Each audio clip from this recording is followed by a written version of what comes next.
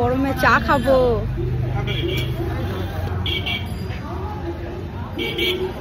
চললাম, থাকো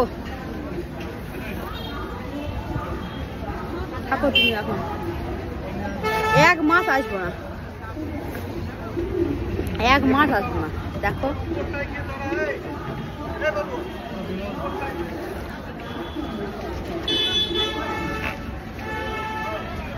নিজে থেকে বলবা যে চলে এসো, আর পারছি না। জামা কাপড়, এই সাদা ড্রেস দেখবো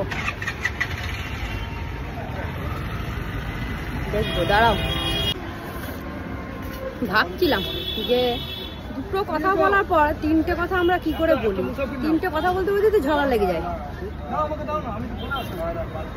হ্যাঁ, মেয়ে কিছু করলে মায়ের দোষ, এইভাবে মানুষ করতে পারছো না, এই করছো না, কিছু হলেই তো দোষ। 3টে কথা ভালোভাবে হয়েছে কোনোদিন?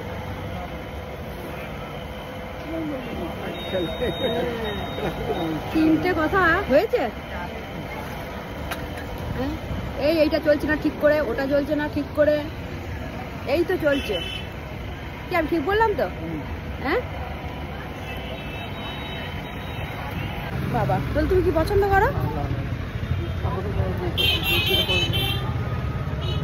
চলো চলো। আচ্ছা, বিপদই হবে, সব সময় বিপদ। এখানে একটু ভয়েস ওভার দিলাম, কারণ একটু মজার কিছু কথা বলছিলাম, যেটা প্রাইভেট রাখতে হবে, পাবলিক করা যাবে না। তো সেই জন্য একটু আমাদের মধ্যে ঝগড়াও লেগে গেছিলো তার মধ্যে, কারণ আমার হাজব্যান্ড একটু ভিডিও বানাতে চান না, কিন্তু আমি তো ভিডিও বানিয়েই ছাড়বো। আর এখানে একজনের কথা বলছিলাম, আমার এক ভাইয়ের মতো হয়, মথুর নাম। সে আমরা যখনই ভিডিও বানাই, আমার হাজব্যান্ড যখন পিছনে থাকে, ও প্রত্যেকদিন কমেন্টস করবে আর কমেন্টসে বলবে আপনি আবার পিছনে বৌদির।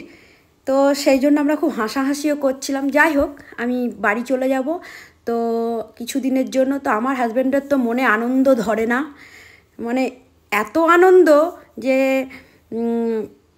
অনেক দিনের জন্য যাচ্ছি। যাই হোক, এই আনন্দ কতদিন থাকে আমি দেখি, সেই জন্য আমাকে টাটা করে দিয়ে চলে গেল।